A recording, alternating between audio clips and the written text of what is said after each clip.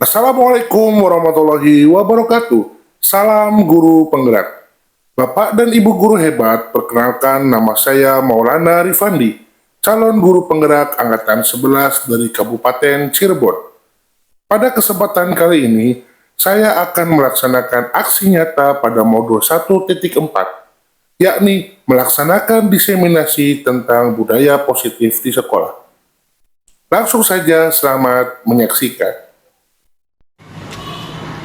Bismillahirrahmanirrahim. Assalamualaikum warahmatullahi wabarakatuh.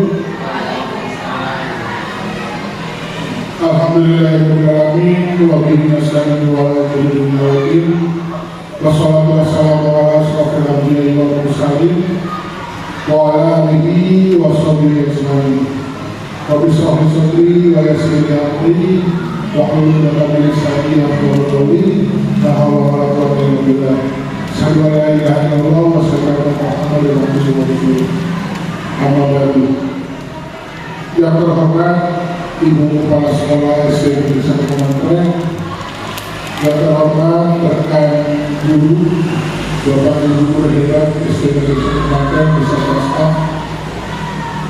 Alhamdulillah pada hari ini kita bisa berkumpul di ruangan ini dalam keadaan sehat walafiat. Tentunya ini berkat rahmat dari Allah Subhanahu wa Ta'ala. Dan tak lupa pula marilah kita limpah curahkan salawat serta salam kepada baginda Habibullah Muhammad sallallahu alaihi wasallam, kepada para keluarganya, kepada para sahabatnya, kepada para tabi'in-tabi'innya, kepada para ulama, dan mudah-mudahan sampailah kepada kita semua selaku umatnya dari zaman Nabi Muhammad. Teman-teman, Bapak Ibu guru hebat SD Negeri 1 Kementerian, di sini saya Maulana Rifandi akan melaksanakan aksi nyata dalam menempuh tugas saya sebagai calon guru penggerak angkatan 11 Kabupaten Cirebon, yakni melaksanakan diseminasi tentang budaya positif di sekolah. Jadi hari ini kita melaksanakan kegiatan tersebut. Mudah-mudahan caranya kegiatan hari ini bisa diberikan kelancaran dan diberikan kemudahan. Sebelum mulai, Bapak Ibu, saya punya pantun seperti biasa, mohon dibantu bilang cakep. Siap ya? Pergi ke pasar membeli ikan, ketan manis disantap pagi. Mari bersama kita dengarkan diseminasi ini penuh arti. Tepuk tangan semuanya. Nah, mudah-mudahan dengan dukungannya pantun tersebut bisa memberikan semangat yang teman-teman juga lainnya. Dan selanjutnya kita beri kesempatan sebelum memulai jalannya diseminasi jalan ini. Jadi mungkin jalan diseminasi ini saya berharap sersan. Apa sersan kalau Bapak Ibu? Serius tapi santai. Jadi nanti Bapak Ibu sambil melaksanakan kegiatan ini bisa sambil minum, bisa sambil mungkin memakan ringan yang sudah ada, dan mungkin bisa juga nanti diperbolehkan apabila ingin ke belakang. Dan ada beberapa hal-hal yang akan dipersilakan untuk dikondisikan saja. Seperti itu. Nah, langsung saja Bapak Ibu kita mulai dengan berusaha untuk menyelaraskan bersama lebih mendalam lagi tentang pemahaman budaya positif di sekolah. Tentunya kita mulai dengan apa sih budaya positif itu, bisa kita lihat bersama. Budaya positif di sekolah adalah nilai-nilai atau keyakinan atau kebiasaan-kebiasaan yang biasa dilakukan di sekolah yang berpihak tentunya kepada murid agar murid mendapatkan perkembangan yang menjadi pribadi yang kritis. Nah, kemudian juga bertanggung jawab sehingga bisa mewujudkan apa tujuan dari kurikulum pendidikan belajar. Kurikulum pendidikan ini profil belajar Pancasila. Jadi arahnya budaya positif melaksanakan. Jadi paradigma baru ini sudah melaksanakan seperti itu. Kita pelan-pelan saja Bapak Ibu. Kemudian kita coba eksplorasi konsep dulu mengenai perubahan paradigma dari belajar siswa. Di sini dalam membangun budaya positif, sekolah menyediakan lingkungan yang positif tentunya, agar anak merasa nyaman dan nyaman belajar di sekolah. Nah, tentunya di sini yang berperan itu kita sebagai warga sekolah, sebagai pendidik atau sebagai guru di sekolah yang memiliki tanggung jawab untuk apa? Mengkontrol. Nah, coba sekarang Bapak Ibu udah berpasangan ini ya, udah berpasangan. Nah, mungkin nanti Bu Rika bisa berpasangan dengan Bu Yeni atau lagi mungkin sama Bu Kiki bisa. Mas Akbar sama Mas Upi. Jadi gini, silakan salah satu dari ibu ambil secari kertas disobek, secari kertas, kotak aja dari Bapak Ibu silakan.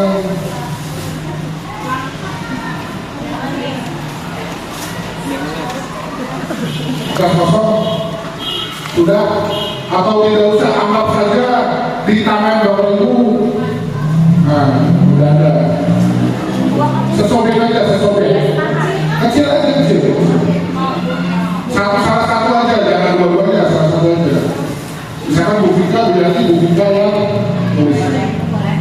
Tuliskan hal yang paling berharga menurut Bapak Ibu. Baik itu mau anak, Bapak Ibu, keluarga, benda, atau apapun itu. Tuliskan yang paling berharga menurut Bapak Ibu. Setelah sudah ditulis, silakan genggam di tangan yang paling kuat. Genggam di tangan yang paling kuat. Sudah?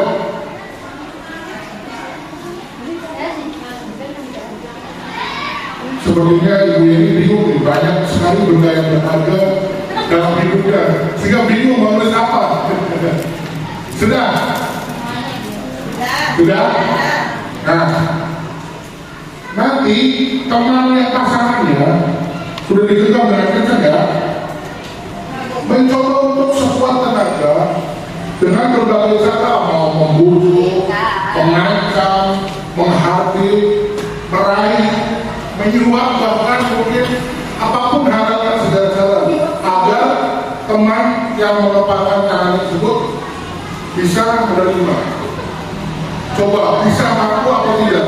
Saya kasih waktu 30 detik. 30 detik dari sekarang. Nah, gimana terserah? Mau dikasihkan mau nggak terserah Bapak Ibu.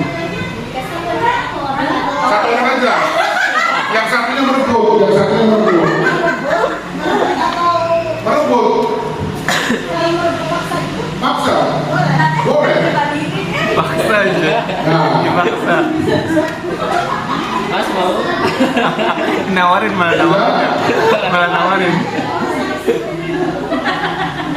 Sudah? Oke, cukup sudah. Nah, coba saya tanya, apakah Anda atau teman Anda membuka kebakaran Anda? Tidak. Jika iya, mengapa? Alasannya kenapa kok bisa dengan mudahnya membuka kebakaran tersebut? Mungkin itu tergantung. Yang kedua, apakah Anda atau teman Anda menutup tangannya sulit merebut, dan apa alasannya? Jadi yang pertama itu intinya kena, keambil tulisannya. Yang kedua ini tidak kena. Nah, ini poin nomor 3 ini paling pentingnya.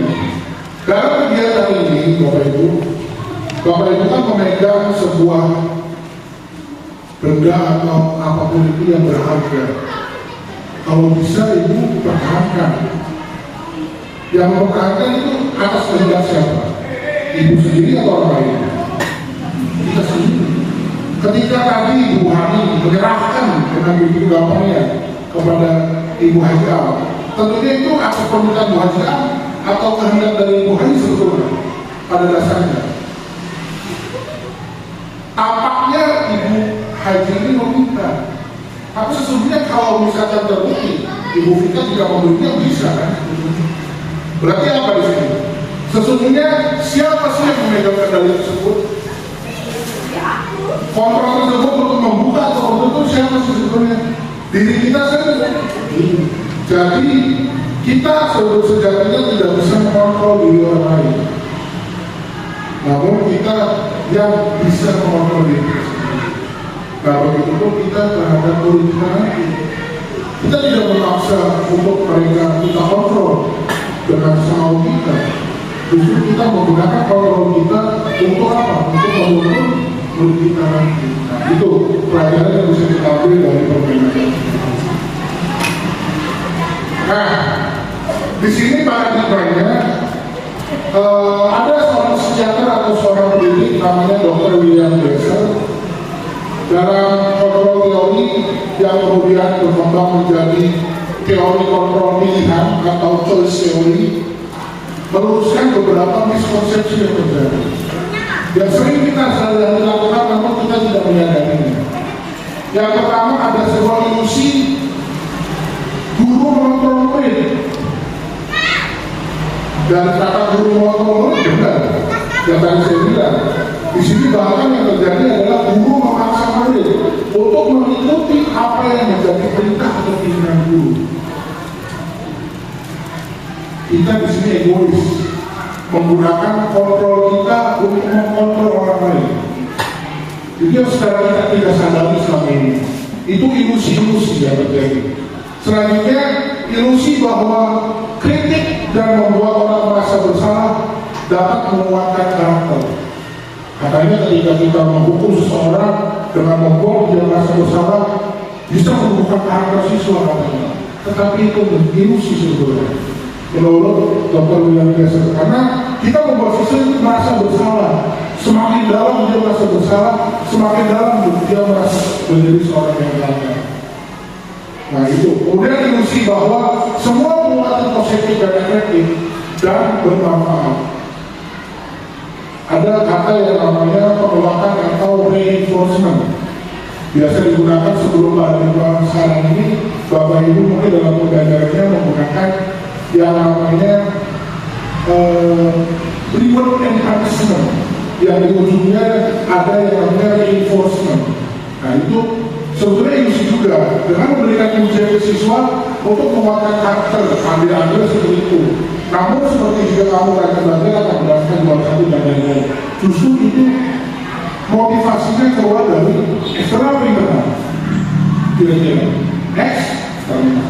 Jadi belum tumbuh atas dasar kesadaran sendiri. Masih ada ini atau ujian-ujian dari kita. Tapi nanti kita ada ujian yang seperti apa sih yang baik, nanti kita bahas. Yang terakhir, ilusi bahwa orang dewasa memiliki hak untuk memaksa. Tentunya kita sebagai orang pendidik merasa sebagai orang dewasa memiliki banyak pengalaman, ya murid harus mengikuti apa yang kita inginkan.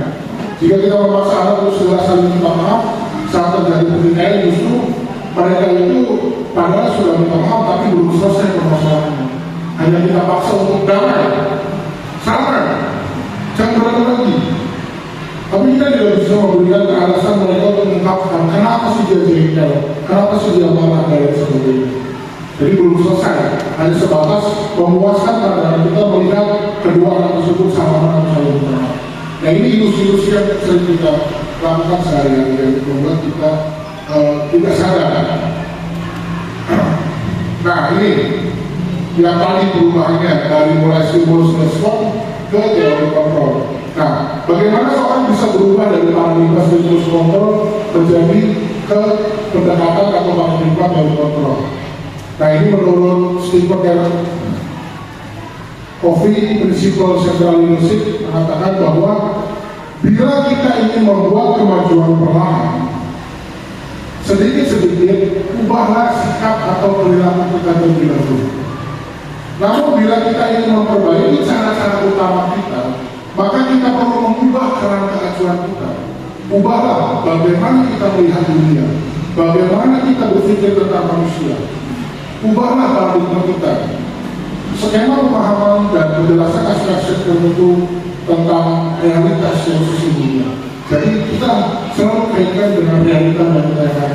Nah ini dari stimulus respon, misalkan contohnya realitas kebutuhan kita ini sama dengan murid kita. Padahal realitas kebutuhan ini kita berbeda dengan murid kita.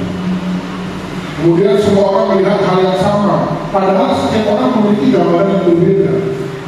Kita mencoba mengubah orang agar berparadigma sama dengan kita, tapi kita berusaha memahami pandangan orang lain tentang dunia. Harusnya sampai itu, begitu pun selanjutnya. Sampai model berpikir menang. Yang seharusnya kita mencari yang namanya win-win atau teori yang namanya model berpikir menang-menang. Ya, jadi kita tidak menggunakan paradigma defisit atau ini kita menggunakan hal-hal yang berbau aset. Nah, next. Nah, kita lanjut ke konsep yang selanjutnya, yakni disiplin positif dan nilai-nilai kebajikan universal. Satu-satu. Apa sih makna disiplin, Bapak Ibu? Berasal dari bahasa Latin disiplina yang artinya belajar.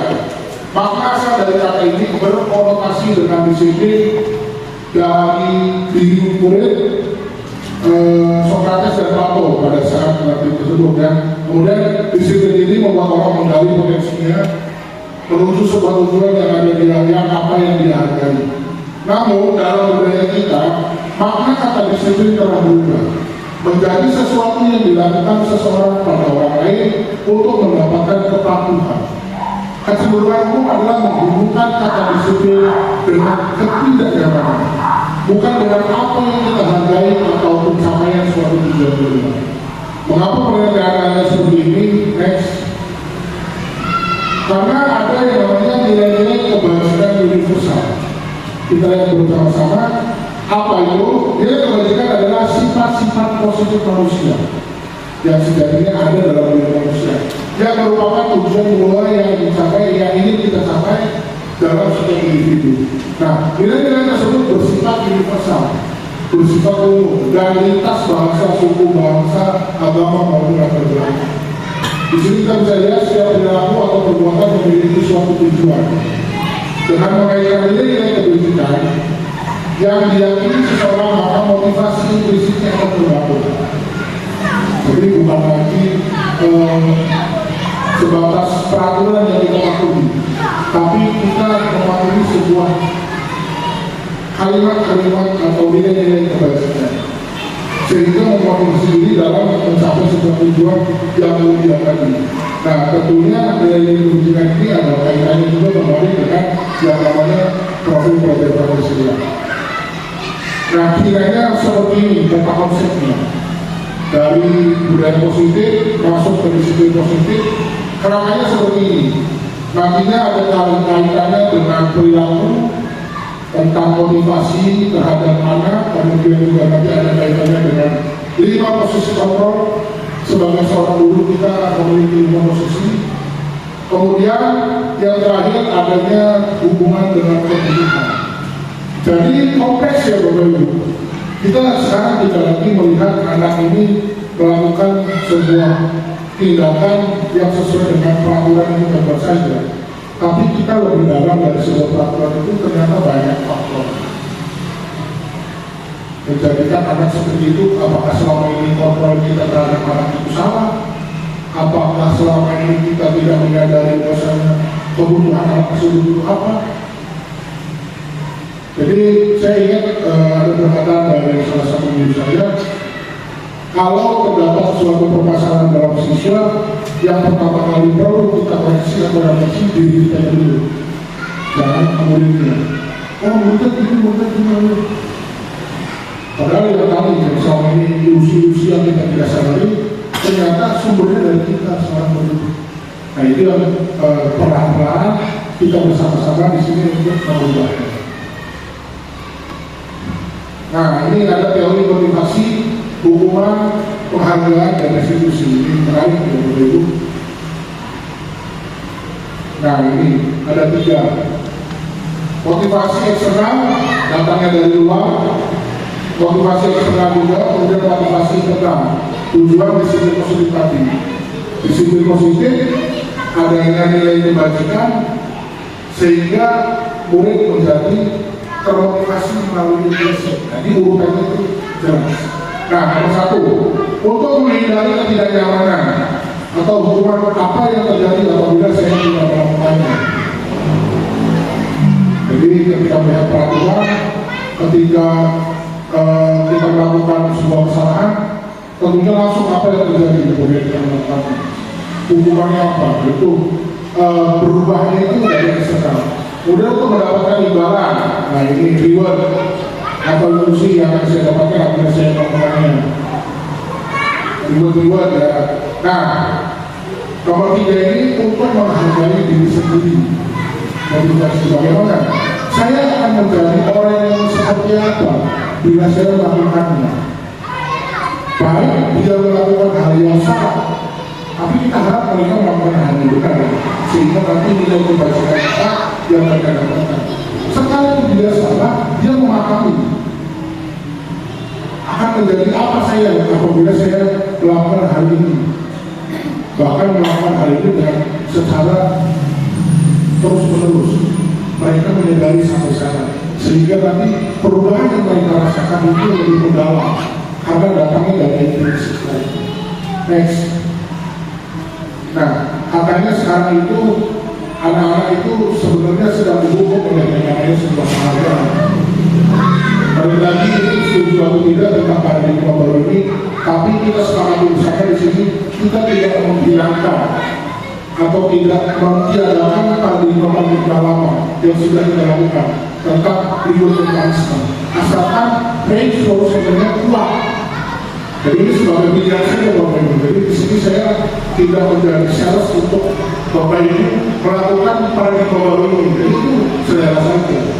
Yang penting intinya memahami alurnya nilai-nilai kebajikan yang mungkin kita sampai bersama-sama. Nah, bahwa pengadilan berlaku sama dan hukuman. Artinya pemerintah membutuhkan seseorang melakukan sesuatu untuk memenuhi suatu tujuan tertentu dari orang yang meminta membujuk. Dorongannya itu eksternal dan akan ada faktor ketergantungan. Ini penghargaan. Kalau tidak ada penghargaan tersebut, anak-anak jadi mungkin antusiasnya rendah karena kebiasaan dari guru dikasih hadiah ketika mereka mencapai suatu nilai kebajikan. Anak-anak, hari ini kita belajar agar kita bisa menghargai orang lain. Kalau yang mampu bisa melakukannya, ibu kasih hadiah. Terus melakukan hal itu. Ketika kita menerapkan tidak ada yang namanya reward, tapi bentuknya lain, rewardnya misalnya dalam bentuk apa, ujian dan sebagainya. Tapi kan anak-anak nggak tahu, maunya hadiah aja. Nah, nantinya kebiasaan itu antusiasnya berkurang. Nah ini sejatinya ya kita kalau menerapkannya ada kebelian. Tuh dampaknya. Pengaruhnya mungkin ya hanya jangka pendek, tidak jangka panjang, karena motivasinya datang dari luar, bukan dari intrinsik dari sendiri. Nah, penghargaan juga bisa menurunkan kualitas, penghargaan meningkatkan kreativitas, penghargaan mengurangi motivasi fisik dan sebagainya. Nah, bentuk program kebajikan apresiasi ini diberikan opsi yang tadi yang memiliki proses penguatan di dalamnya. Dalam memberikan apresiasi akan melakukan perbandingan kembali beberapa hal. Beri pengakuan secara khusus terhadap capaian dan apa yang sedang dicapai. Kemudian beri pengakuan secara pribadi langsung ke anaknya. Beri pengakuan kepada semua murid secara bergantian agar tidak ada merasa salah satu murid yang merasa gagal. Semuanya kita kasih dia, semuanya kita kasih apresiasi. Berikan pengakuan secara konsisten. Jadi jangan tidak ini ya, harus konsisten juga. Kemudian fokus pada prosesnya. Jadi jangan kita apresiasi bukan hasil, tapi proses berjalannya menuju perjalanan diri atau menuju nilai-nilai yang dari kita. Nah ini dibagi menjadi 3. Ada pembukaan, kemudian dimasukkan ke bagiannya apa, kemudian situasi seperti apa. Contohnya kemarin ibu perhatikan rasa empatimu sekarang besar sekali ya pada saat menolong guru baru di kelas tadi. Jadi jelas membutuhkan apresiasinya. Jadi dalam kata apresiasi, anak tersebut menyadari kalau dia itu sudah diperhatikan dan memilih kebajikan apa yang sedang dia lakukan. Kita kasih tahu. Kemudian nilai kebajikan itu dia dapatkan dalam situasi apa. Kita sampaikan juga. Ya, jadi tidak hanya, oh kamu hebat, oh kamu ini, dia harus komplit dalam hal apa, dalam situasi dan yang lainnya. Kita bisa next.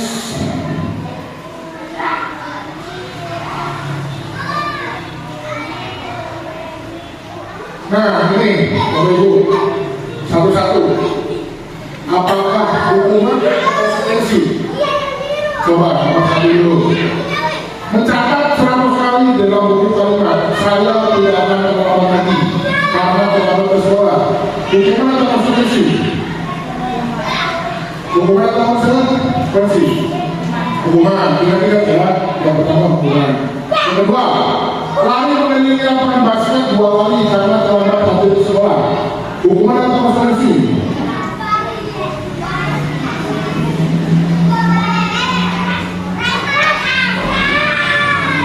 Hukuman. 2 hukuman ya. Murid diminta untuk push up 15 kali karena tidak menggunakan masker ke sekolah. Hukuman atau sanksi? Hukuman lagi 3. Mengganti kertas tugas teman yang telah dicoret-coret. Itu hukuman atau konsekuensi? Konsekuensi. Yang keempat, ingat-ingat, membersihkan tumpahan air di meja tulis karena tersimbol pada saat belajar. Hukuman atau konsekuensi? Konsekuensi. Yang ke-26, murid disuruh untuk mengenakan sepatu seharian di sekolah karena tidak mengenakan sepatu hitam. Untuk tidak mengenakan, apa ini agak ngakut ya kayaknya. Bu, ketika buat slide-nya ketiga atau tidak, murid disuruh untuk tidak mengenakan sepatu seharian karena tidak mengenakan sepatu hitam. Hukuman atau konsekuensi? Hukuman. Kemudian yang terakhir, lari mengelilingi lapangan basket 2 kali karena terlambat 10 menit untuk pelajaran kejuruan. Hukuman apa? Konsekuensi. Coba kita lihat.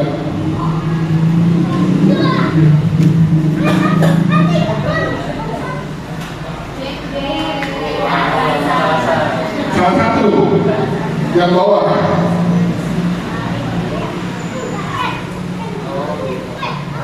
Kenapa bisa dibilang konsekuensi? Masuk, ada lain. Sudah bulannya, ada yang lain. Jawaban dari Bu Neng dan Pak Lucy ini sudah tepat sebelumnya. Namun di sini kita bisa lihat hukuman yang diberi itu ada korelasinya dengan pelajaran yang lama. Betul? Iya. membersihkan meja karena dia sudah melupakan kalau di sana.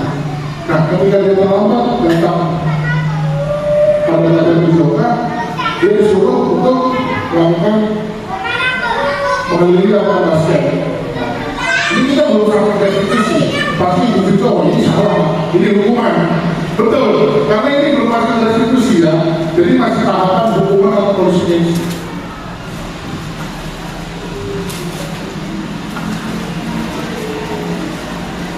Nah, ini beberapa perbedaan antara hukuman dan konsekuensi.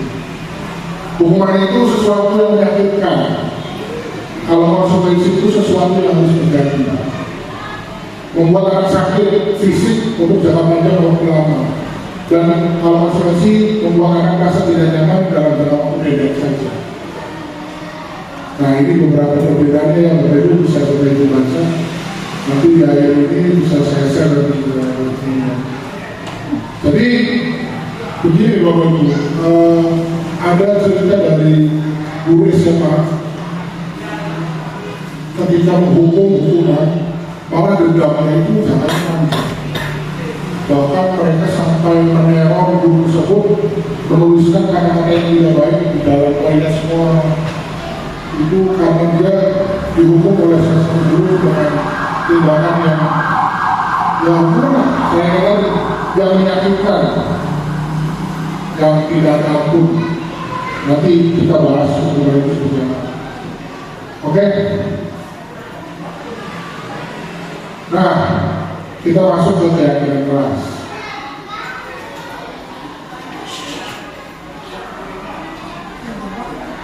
Keyakinan keras adalah nilai-nilai kebajikan atau prinsip-prinsip universal yang disepakati bersama secara universal, lepas dari perbedaan agama, suku, negara, dan bahasa. Seseorang akan lebih bersemangat dalam menjalankan keyakinannya daripada sekedar mengikuti aturan. Yang tadi yang sudah kita bahas pertama tentang nilai-nilai kebajikan yang akan kita capai. Udah pusing? Ya. Oke. Next, mengapa tidak peraturan saja?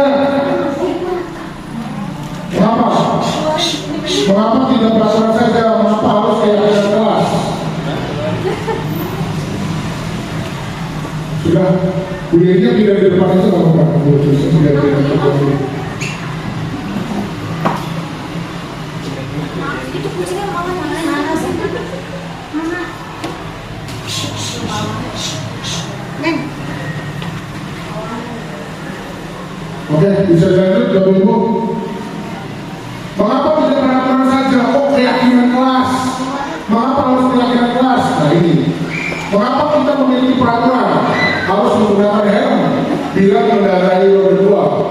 Mengapa sih kita memiliki peraturan 3M, menggunakan masker, mencuci tangan dan sebagainya? Mengapa kita memiliki peraturan harus datang tepat waktu? Nah, itu untuk mendukung motivasi intrinsi, kembali lagi ke nilai-nilai keyakinan, lebih menggerakkan seseorang dibandingkan mengikuti serangkaian peraturan-peraturan. Jadi daripada menulis peraturan, kemudian ditulis nilai-nilai kebajikan. Nah, kenapa demikian? Nah, kenapa? Karena peraturan kelas itu hal yang paling mendasar. Jadi yang kita inginkan dalam paradigma sekarang ini harus lebih ke arah budaya positif. Tentunya dengan menyusun apa dulu langkah awalnya, keyakinan kelas. Nah, cara menyusun keyakinan kelas nanti kita bisa bahas ke kelompok belajar terutama. Ini menarik juga ya, karena dari keyakinan kelas itu ada 5 tahapan, sehingga kita mendapatkan kalimat-kalimat keyakinan kelas. Sampai nanti di ujungnya ada tanggung jawab guru itu apa, tanggung jawab gurunya apa, hal yang tidak harus dilakukan guru dan hal yang tidak sampai disebutkan itu untuk menentukan sebuah keyakinan kelas. Tentunya dengan harapan nanti ada positif dan berbudaya. Kalau yang namanya budaya positif berarti kan sudah berbudaya, sudah menjadi suatu kebiasaan atau suatu kegiatan yang konsisten. Nah ini keyakinan bersifat abstrak daripada peraturan, lebih rinci dan konkret. Keyakinan keras berupa pernyataan-pernyataan universal, pernyataan keras, keyakinan keras senantiasa dibuat dalam bentuk positif. Keyakinan keras sebenarnya tidak terlalu banyak sehingga mudah diingat dan dipahami oleh semua warga keras. Keyakinan keras sebenarnya sesuatu yang dapat diterapkan di lingkungan tersebut. Jadi kalau di lingkungan kita tidak memungkinkan, kita harus membuat keyakinan keras tersebut. Semua warga keras sebenarnya ikut berkontribusi dalam kegiatan. Baik guru, siswa semuanya dilibatkan dalam diskusi. Bersedia meninjau kembali keyakinan keras dari waktu ke waktu. Nah ini contoh, satu keyakinan kerasnya, setiap orang keras perlu belajar. Setiap anggota kelas perlu senang. Setiap anggota kelas perlu melakukan tugas. Setiap anggota kelas perlu saling menghargai. Setiap anggota kelas perlu merasa aman. Nah, ini berbeda sekali dengan peraturan-peraturan yang ada. Tapi saya lihat beberapa kelas sudah membuat beberapa kesepakatan atau peraturan kelasnya. Mungkin nanti bisa ditambahkan dengan nilai-nilai kebajikan dengan disiplin positif, dan itu ada daerah kelas-kelas 5 contohnya. Tentunya berbeda dengan nilai kebajikan yang di kelas 5. Nah, Bapak Ibu, ada peraturan. Nah, kira-kira keyakinan kelasnya apa kalau diubah jadi keyakinan kelas? Peraturannya selalu kembalikan buku ke tempatnya. Keyakinan kelasnya apa kira-kira?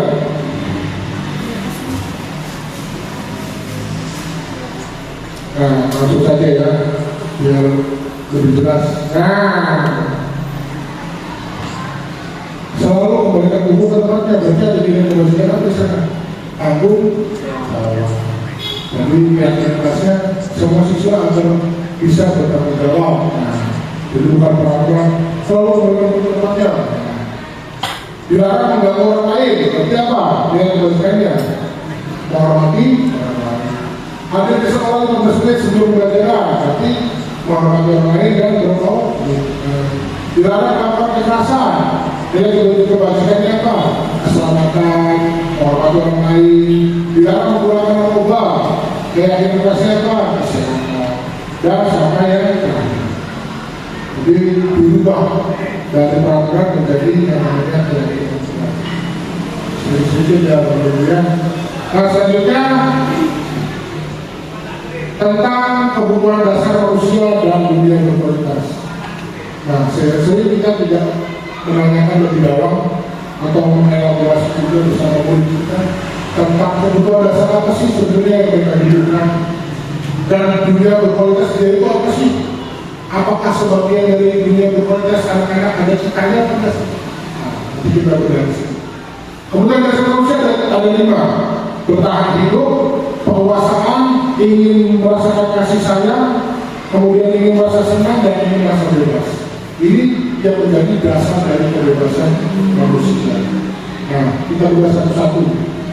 Kebutuhan bertahan hidup atau survival adalah kebutuhan yang bersifat fisiologis. Untuk bertahan hidup misalnya seperti kesehatan, kita perlu rumah, kita perlu makan.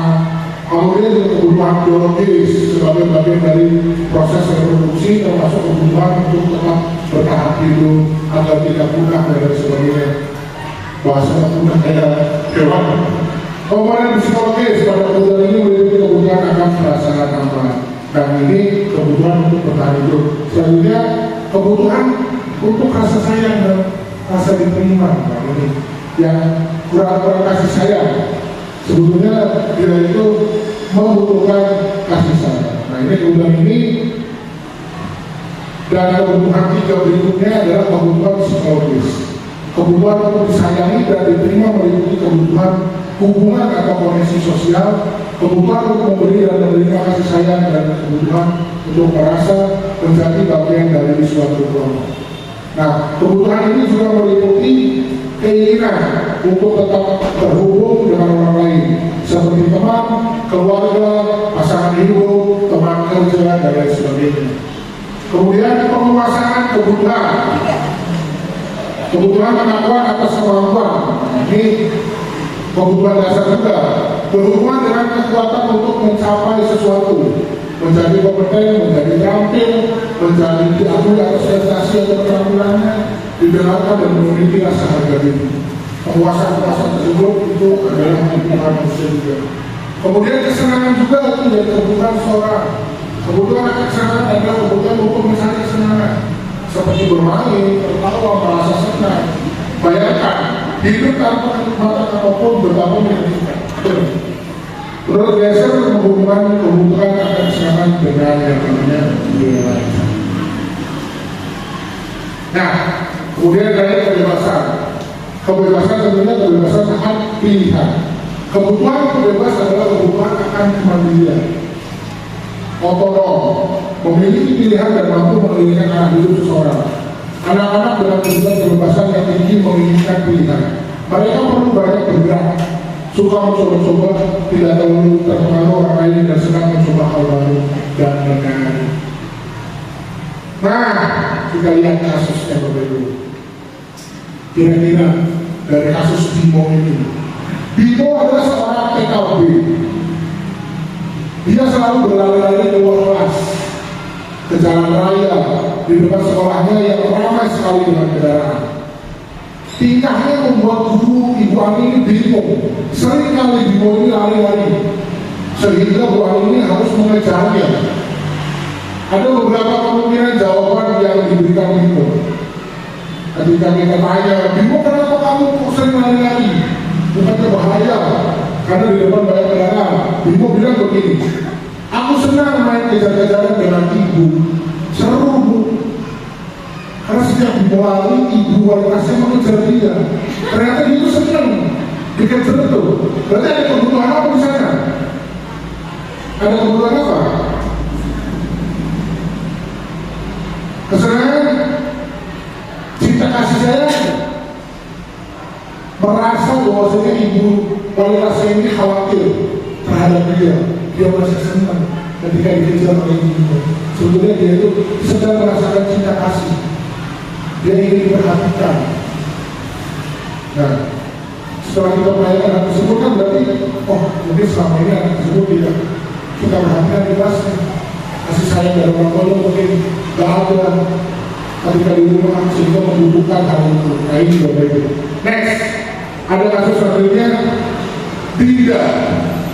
Dinda seorang anak kelas 3. Begitu tiba di rumah sepulang dari sekolah, Dinda menangis dan mengadu kepada ibunya bahwa dia benci sekali pada Ibu Rani, gurunya. Jadi Bu Rani ini gurunya. Pulang-pulang tidak nangis dengan orang tuanya. Nah, ketika ditanya, kenapa? Bukan apa kira-kira ya? Tidak bilang. Ibu guru bilang, aku tidak boleh bersenandung sewaktu mengerjakan tugas. Katanya kelas harus tenang, kata Ibu Rani. Harus tidak ada suara, kan nggak seru jadinya. Sebenarnya kebutuhan apa nih yang sedang dirasakan Dinda? Tentang bersenandung, betul? Berarti bersenandung itu apa? Sebuah apa? Sebuah kesenangan. Jadi cara belajarnya Dinda ini di kelas ini karena mungkin melihat tidak seru, monoton, pembelajarannya banyak aturan, sehingga ya begitu dia merasa tidak nyaman. Berarti di sini kebutuhan kesenangannya tidak dipenuhi oleh seorang guru tersebut. Bisa kebebasan? Bisa nggak? Bisa, itu kalau tepat lebih tepatnya kesenangan. Nah, selanjutnya tahun ini Dimas genap berusia 17 tahun. Dia senang sekali ketika ayahnya mulai mengerjakan cara menyetir mobil. Setiap akhir pekan dia berlatih mobil. Dia terlihat senang sekali berlatih sampai akhirnya dia bisa menyetir mobil dengan baik dan lancar. Ketika ibunya bertanya pada Dimas, apa yang membuat dia bisa menyetir mobil? Ketika jawaban Dimas adalah seperti ini, menyetir mobil itu seru. Berarti apa? Kebutuhan ini apa? Kebutuhan tentang penguasaan. Penguasaan untuk bisa menyetir mobil. Motivasi anaknya kebutuhannya tentang sektor kekuasaan, sehingga dia bilang kalau dari mobil itu sendiri bisa juga tentang kesenangan, tapi tidak semua orang memiliki kesenangan seperti itu. Dimas, tapi ini lebih ke arah tentang kekuasaan. Nah, begitu ya Bapak Ibu, kita perlu memahami kebutuhan apa sebenarnya yang mereka butuhkan. Nah, ini tentang dunia berkualitas. Dunia berkualitas adalah tempat khusus dalam pikiran kita, tempat menyimpan suatu gambaran dari semua hal yang kita inginkan, bisa berisi orang-orang atau hal-hal apa yang terbaik dalam hidup kita, yang tentunya membuat kita ini bahagia dan terpenuhi kebutuhan dasar kita. Nah, Dr. William Glasser menyebutkan seperti semacam album foto atau isinya tidak akan terlalu banyak, hanya beberapa saja. Dunia berkualitas kita ini yang paling melekat dalam hidup kita, pasti ada setiap. Dan ini kebutuhannya bersifat umum tentunya ya. Mungkin bisa saja dunia berkualitas orang lain dengan dunia berkualitas kita sama, tapi bisa saja beda. Nah, coba ada beberapa praktik yang bisa membantu kita atau kita mencari tahu atau mengidentifikasi pembeli kita. Nah, siapakah orang yang paling penting dalam hidup Anda? Kita identifikasi pembeli kita. Nilai-nilai kebahagiaan apa yang penting dalam hidup Anda? Sampai paling akhir apa yang paling bermakna dalam hidup Anda? Coba Bapak Ibu nanti terapkan ini di kelas untuk anak menuliskan di kertasnya tentang dunia berkualitas itu. Nah, nanti ada. Setelah belajar mengenai dunia berkualitas, mari kita pikirkan bagaimana ketika kira-kira murid-murid kita di sekolah selama ini meletakkan kita sebagai guru atau sekolah kita ini menjadi dunia berkualitas sebagai mereka. Itu yang menjadi pikiran kita bersama-sama Bapak Ibu. Jangan-jangan kita sebagai guru dan lingkungan sekolah di sini tidak menjadi dunia berkualitas mereka, siswa-siswa kita. Malah justru mungkin mereka di dunia luar main di rumah yang menjadi dunia berkualitas guru. Nah, ini yang mencoba kita usahakan agar dunia berkualitas anak ini tentunya tergoreskan ada sedikitnya momen-momen di sekolah dan momen-momen bersama Bapak Ibu guru semuanya. Nah, ini ada institusi 5 posisi kontrol Bapak Ibu. Nah, posisi kontrol itu ada 5. Kita guru sebagai penghukum, kita guru sebagai pembuat rasa bersalah, kita guru sebagai temannya, kita guru sebagai pemantau, atau kita guru sebagai manajer. Nah, ini yang selama ini sudah kita lakukan nih. Apa? Nah, ini contohnya beberapa pernyataan. Saya kecewa sekali dengan kamu. Ketika Bapak Ibu guru bilang begitu, berarti Bapak Ibu sudah dalam posisi kontrol membuat orang merasa bersalah. Ketika Bapak Ibu bilang kamu tidak pernah benar melakukannya, berarti Bapak Ibu sudah menjadi seorang penghukum dalam siswa. Ketika Bapak Ibu bilang ayolah lakukan dulu ini juga pada takut kepasukan mengenai Bapak, ayo berani Bapak. Nah, itu perlakuan kontrol Bapak Ibu tidak boleh menjadi seorang teman. Kemudian, apakah kamu mau mendapatkan seperti pemberitaan hari ini? Itu sebagai pemantau. Nah, ada bagaimana kamu bisa menyelesaikan masalah ini? Lebih memberikan solusi dan mereka berpikir. Nah, ini yang namanya posisi kontrol manager. Kemudian ada lagi, kamu selalu yang paling terakhir, kamu selalu yang paling terlambat mengumpulkan tugas. Nah, itu Bapak Ibu sedang menjadi seorang penghukum. Nah, saat ini kita masih bergerak di antara hal-hal yang tadi Bapak Ibu. Masih sebagai acuannya terhadap peraturan. Bapak Ibu nggak mau tahu kepada anak-anak harus melakukan peraturan yang ada. Kalau tidak mematuhi peraturan ada konsekuensi dan hukuman seperti apa. Kalau peraturan yang diikuti ada hadiahnya seperti apa. Jadi kita harus bergerak agar itu merubah menjadi apa? Peraturannya dirubah menjadi nilai, posisi kontrolnya dirubah menjadi manajer, dan untuk perlakuannya diberikan yang namanya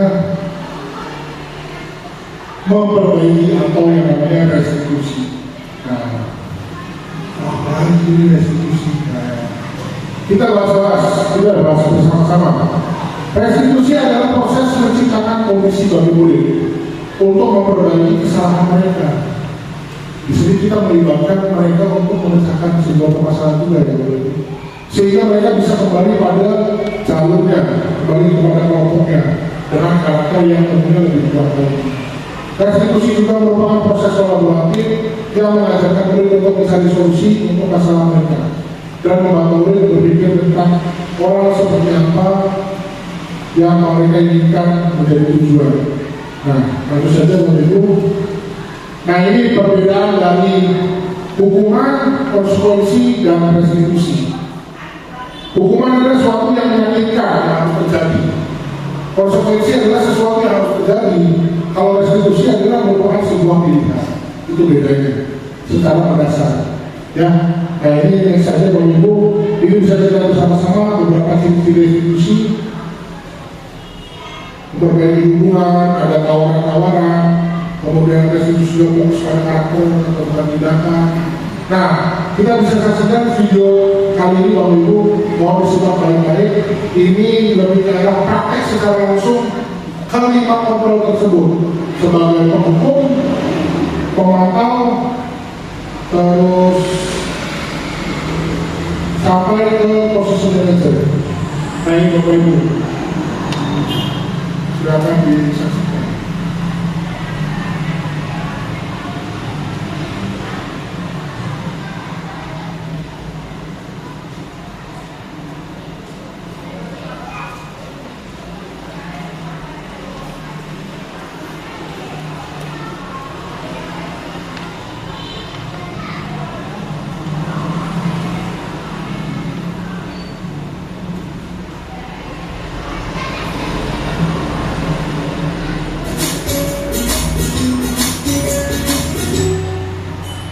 Salam bahagia Ibu dan Bapak Guru hebat.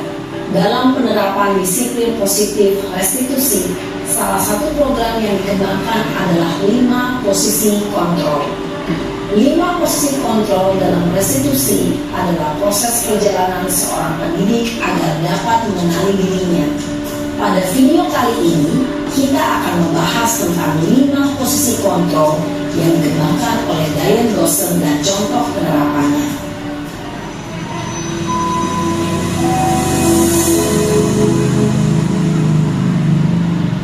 5 posisi kontrol itu adalah 1. Posisi penghukum, 2. Posisi pembuat merasa bersalah, 3. Posisi teman, 4. Posisi pemantau atau monitor, dan 5. Posisi manajer.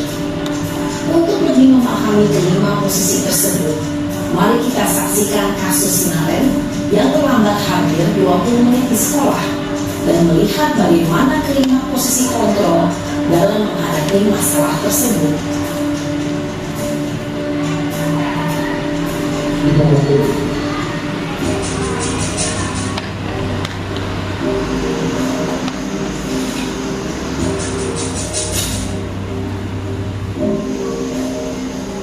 Naren! Sini kamu! Selamat pagi Bu. Selalu terlambat. Kamu deh, pasti terlambat. Maaf Bu, saya Apa? Apa coba? Alasan kamu apa lagi? Kapan sih kamu tidak terlambat? Malas sekali ya kamu jadi anak. saya Dasar pemalas. Gak kapok-kapok sih kamu. Sudah berapa kali terlambat? Sana, kamu keliling lapangan basket 2 kali. kenapa saya harus keliling lapangan basket Bu? Kenapa? Kamu melawan ibu. Berani-beraninya jawab. Sudah terlambat, masih berani jawab pula.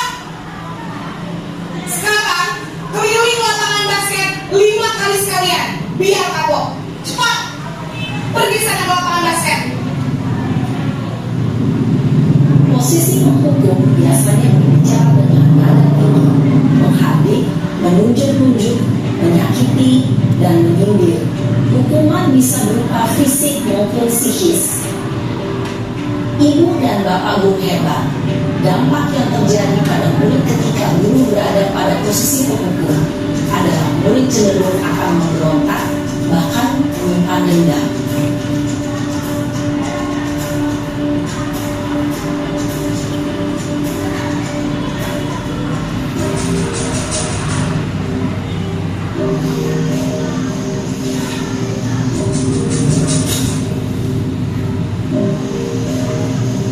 Naren!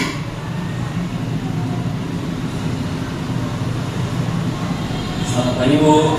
Naren, kamu kenapa terlambat lagi, nak? Ya Tuhan, Naren, kamu senang ya bikin ibu susah ya? Kalau kamu terlambat lagi, nanti ibu yang ditegur bapak kepala sekolah, nak. Disangka ibu tidak bisa membina kamu. Duh, gimana ini? Maaf, Bu. Duh, Gusti Naren, kamu suka ya kalau ibu tegur bapak kepala sekolah? Terus, sekarang ibu harus tulis apa ini di buku absen? Ini kamu sudah sering terlambat loh. Ibu harus apa coba? Maaf, Bu. Maaf sekali. Ya sudah, lain kali jangan bikin ibu susah lagi ya nak ya. Ibu tidak akan kuat lagi kalau kamu begini terus. Bisa jantungan kalau ibu tegur bapak kepala sekolah. Sana cepat kelas. Maaf ya, Bu. Maaf sekali. Posisi pembuat rasa bersalah berbicara dengan nada tenang, cenderung lembut. Namun kata-kata yang diutarakan membuat murid merasa menjadi orang yang gagal, memandang hidup dirinya sendiri, merasa tidak berharga, dan tidak sanggup membahagiakan orang lain.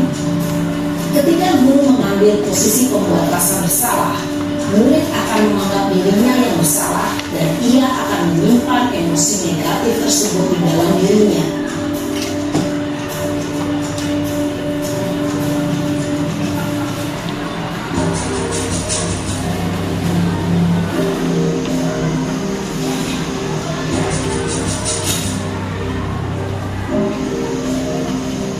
Naren!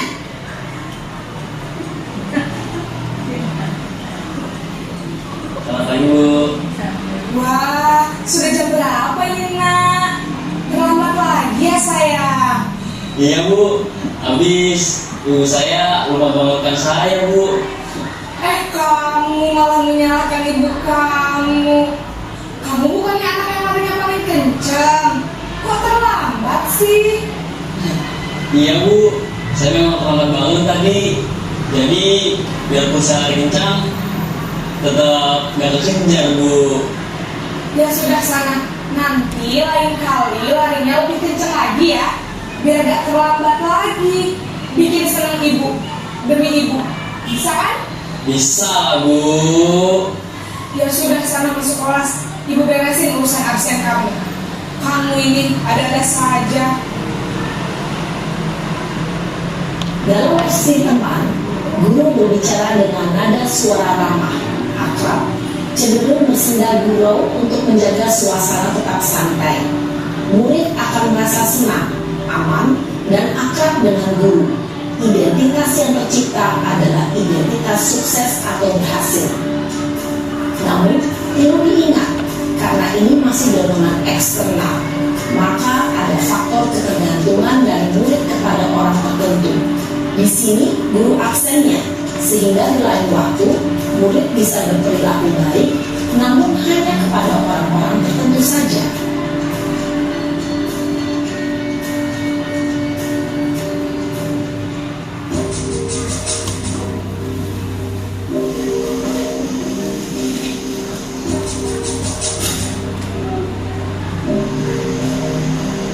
Naren!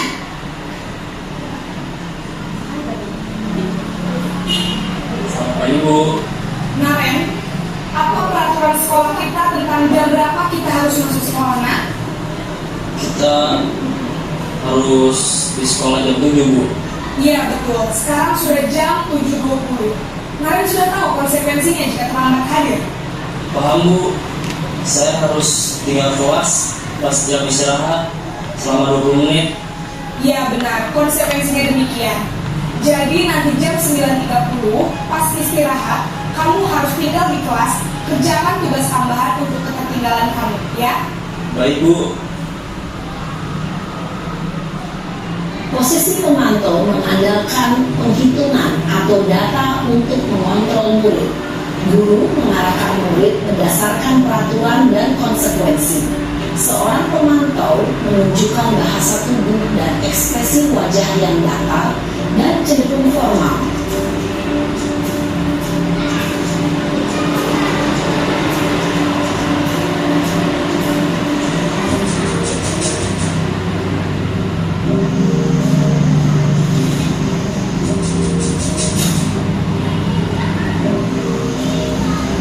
Naren!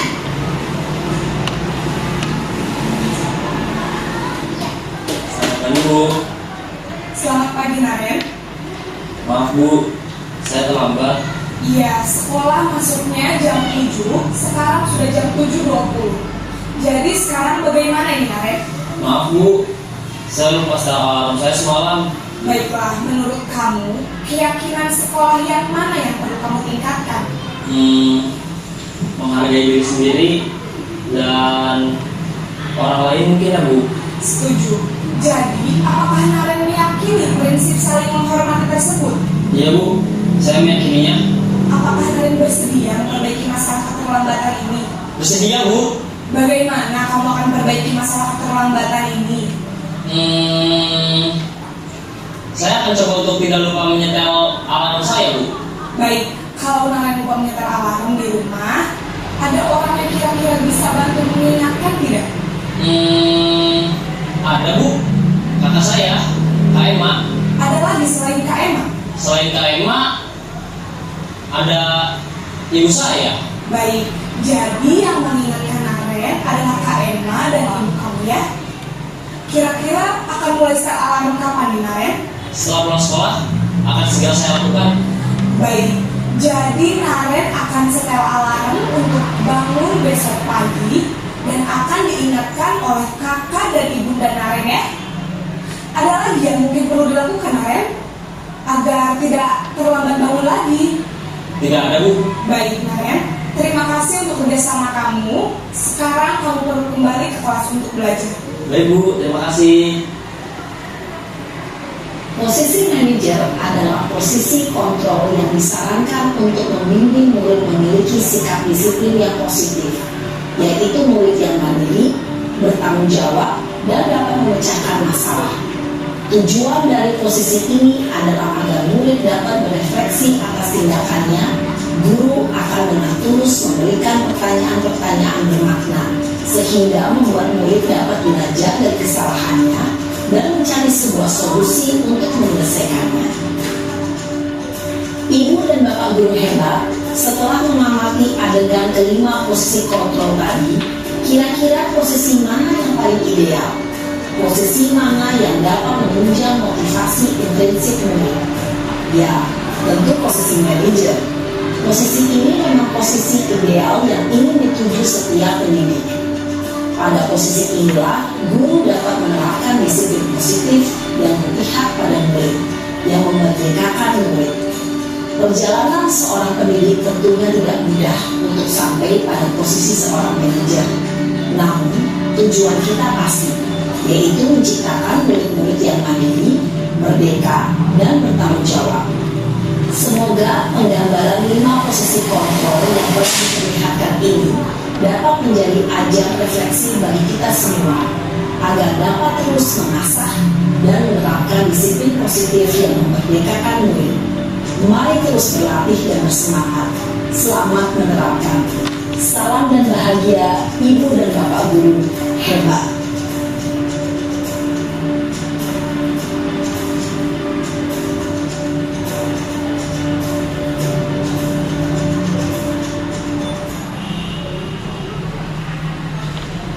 Nah, itu tadi Bapak bilang 5 posisi kontrol kita sebagai seorang guru. Kemudian tadi sudah diambil kesimpulan bahwasanya posisi yang manajer yang disarankan, karena alasannya motivasi prinsip yang didapatkan oleh guru. Nah ini yang terakhir, Ibu, tentunya melakukan posisi tersebut dengan melakukan sebuah langkah yang namanya restitusi atau dibilang segitiga restitusi. Apa sih segitiga restitusi ini? Nah, yang pertama yakni menstabilkan identitas, di mana setiap orang pasti pernah melakukan kesalahan. Kamu bukan satu-satunya yang pernah melakukan ini. Itu menstabilkan identitas. Biar apa? Biar anak tidak menjadi pribadi yang gagal, tidak merasa orang yang gagal. Jadi kita stabilkan identitas bahwasanya anak tersebut harus menjadi pribadi yang sukses. Kemudian memvalidasi kebutuhannya. Kita tanyakan, kamu tentu punya alasan untuk melakukan hal tersebut. Agar ibu bisa dilakukan. Ya. Kemudian yang terakhir yakni menanyakan keyakinan. Tentunya nilai-nilai apa yang telah kita sepakati dan kamu ingin menjadi orang yang seperti apa. Itu segitiga restitusi. Nah ini bisa kita lihat bersama-sama Bapak Ibu tentang validasi dan terakhir tentang menanyakan keyakinan. Langsung saja Bapak Ibu saksikan bersama-sama video yang sudah saya lakukan di demonstrasi kontekstual sebelumnya tentang penerapan segitiga restitusi. Selamat menyaksikan. Berikut ini contoh kasus yang pertama. Ketika pelajaran bahasa Indonesia di kelas 6 terjadi perkelahian antara Rizky dan Tian. Mereka satu kelompok belajar. Diawali dengan duduk dan pada akhirnya Tian mengejek Rizky karena akhirnya berdua sehingga terpaksa. Kemudian Rizky tersebut emosinya sehingga terjadi kontak fisik dengan Tian.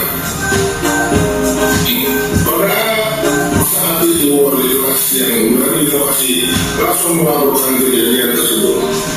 Berikut videonya, selamat menyaksikan.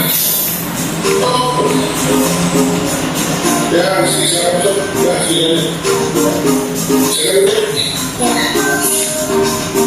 ini namanya Rizky.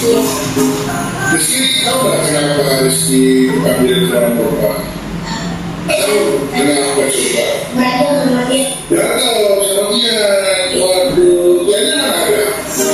Boleh dipanggil kayaknya?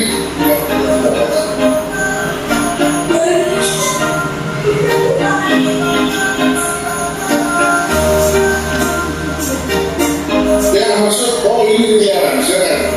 Duduk Sofian, boleh.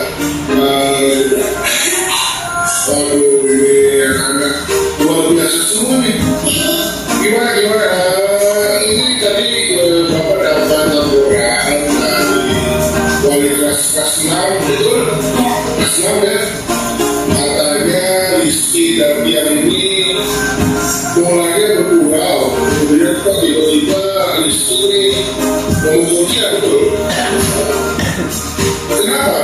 Alasannya? Oh iya, betul.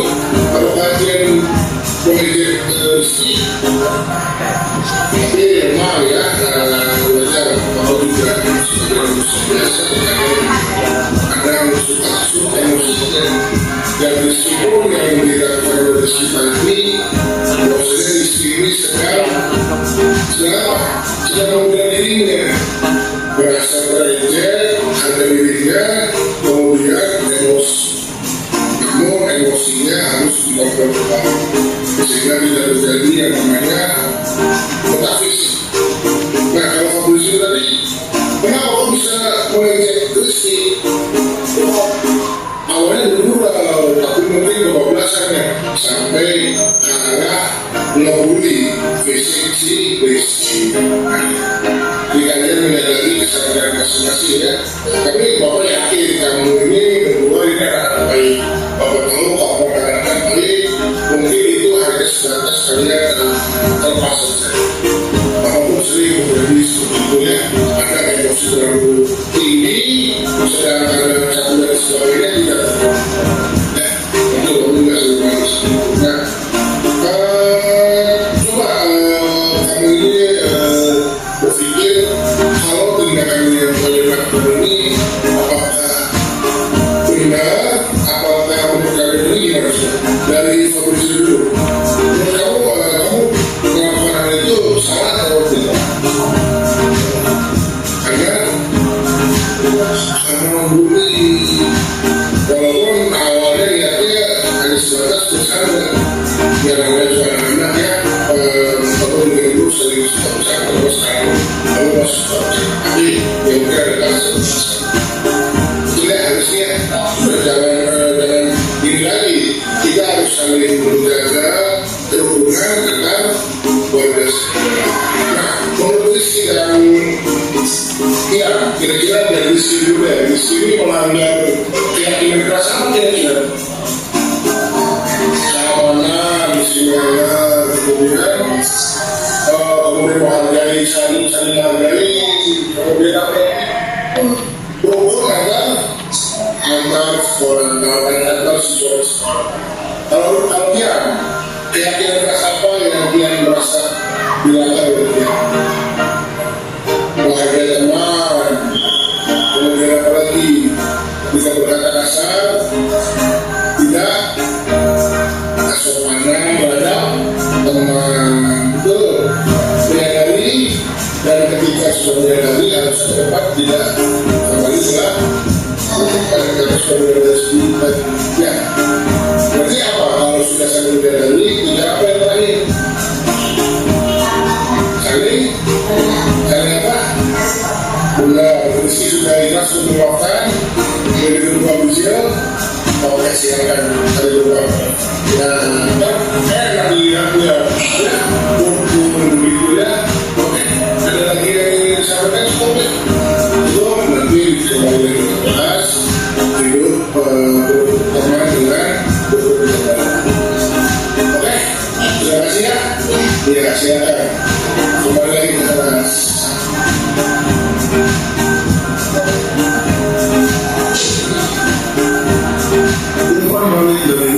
Assalamualaikum warahmatullahi wabarakatuh. Alhamdulillah, setelah saya dipanggil Maulana, saya sadar bahwa orang yang harus mengamalkan masih saya.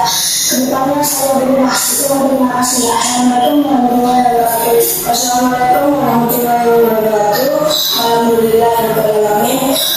Setelah saya dipanggil Maulana, saya sadar tidak boleh mengusir orang lain karena bisa menyakiti hati orang lain. Kedepannya saya berubah. Sekian, terima kasih. Assalamualaikum warahmatullahi wabarakatuh. Kasus yang kedua adalah pada hari Selasa, murid beberapa majelis ini terlambat datang sekolah, sehingga dia tidak mengunjungi piket harian di pagi hari dengan teman satu kelompoknya. Semalam, murid tersebut yang dipanggil Kiki ini di rumah GZ hingga malam, sehingga menyebabkan kesiangan dan terlambat datang ke sekolah. Selamat menyaksikan. Ya, masuk.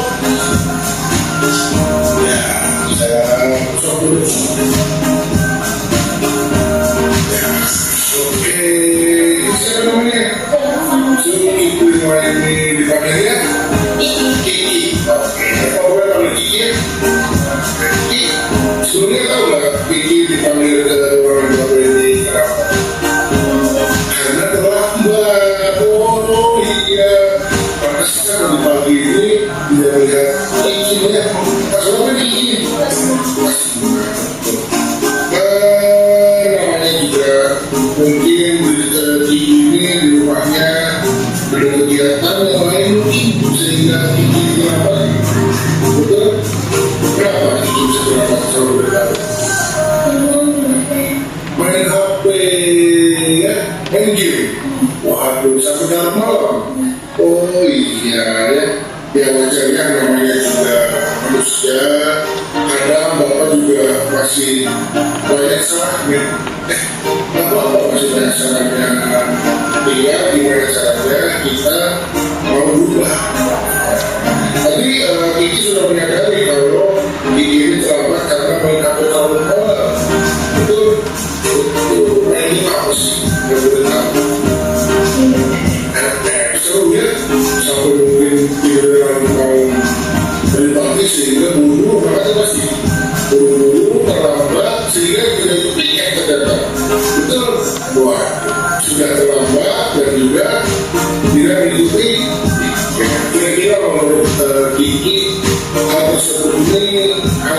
atau tidak?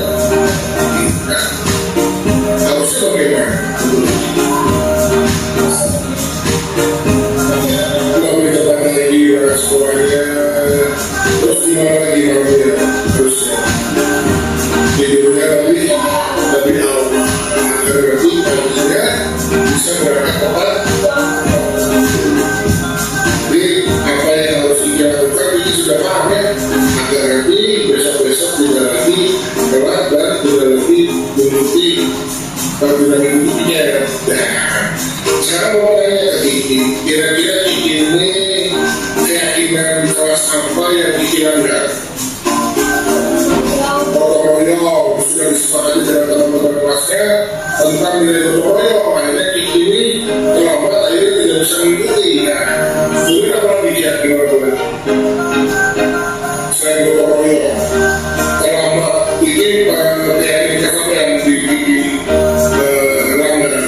Kalau kedisiplinan dalam tidak kedisiplinan kan berhubungan adanya waktu dalam beras. Dan juga apa nih sebagai pribadi untuk masyarakat yang berada di atas ini, Kiki bisa dibilang orang yang tanggung jawab ketika Kiki mengikutinya. Berarti ketika Kiki tidak mengikutinya, Kiki orang yang tanggung jawab bukan menyadari hal itu, sehingga Kiki nanti bisa lebih datang lagi dan akhirnya Kiki bisa bertanggung jawab dengan tugas yang ada di semua orang ya. Kiki dan Kiki sudah sadar, Kiki berjanji akan berubahnya. Ya, terima kasih Kiki atas waktunya. Maaf pada kalian atau yang salah, mohon dimaafkan ya. Oke, terima kasih Kiki, silahkan Kiki kembali lagi.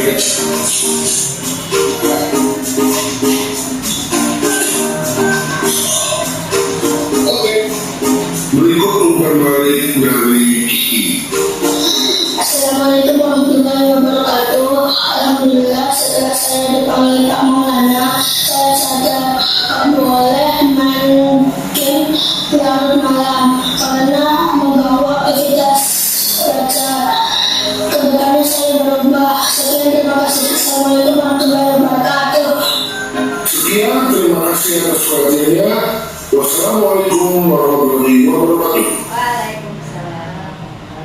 Alhamdulillah. Terima kasih kita semua ya. Alhamdulillah Bapak Ibu sudah di penghujung kegiatan pada diseminasi tentang budaya positif ini. Mudah-mudahan apabila ada hal yang positif yang bisa Bapak Ibu ambil, silakan ambil. Kalau ada beberapa hal yang menurut Bapak Ibu buruk, itu pasti datangnya dari diri saya dan tidak boleh Bapak Ibu ambil ya. Jadi yang baiknya saja Bapak Ibu ambil. Dan mohon maaf sebelumnya apabila banyak kata-kata yang salah dari saya. Sebelum ditutup, apakah ada yang ingin disampaikan terlebih dahulu? Apakah ada sebuah pertanyaan atau sebuah masukan atau refleksinya terhadap kegiatan hari ini? Ada yang ingin menyampaikan? Kalau tidak ada, ya tidak apa-apa. Tidak harus apa. Oke, Bapak Ibu, jadi harapannya kita di sini bisa bersama-sama tentunya menciptakan budaya positif di sekolah, bukan hanya sebatas tanggung jawab ibu kepala sekolah saja, dan itu menjadi tanggung jawab kita semua dari mulai guru kelas 1 hingga kelas 6, guru mata pelajaran, semua warga sekolah untuk mendukung program menuju budaya positif. Seperti itu Bapak Ibu ya. Sebelum ditutup ada pantun lagi, nanti bantu catat Bapak Ibu yang catat ya. Burung merpati terbang tinggi, hinggap sejenak di lahan cemara. Diseminasi selesai sampai di sini. Terima kasih untuk semuanya. Tepuk tangan. Mohon maaf sekali lagi saya ucapkan, kemudian saya ucapkan terima kasih atas perhatiannya selama ini. Kurang lebih berjalan 45 menit. 1 jam 20 menit sudah berlalu. Terima kasih. Wassalamualaikum warahmatullahi wabarakatuh.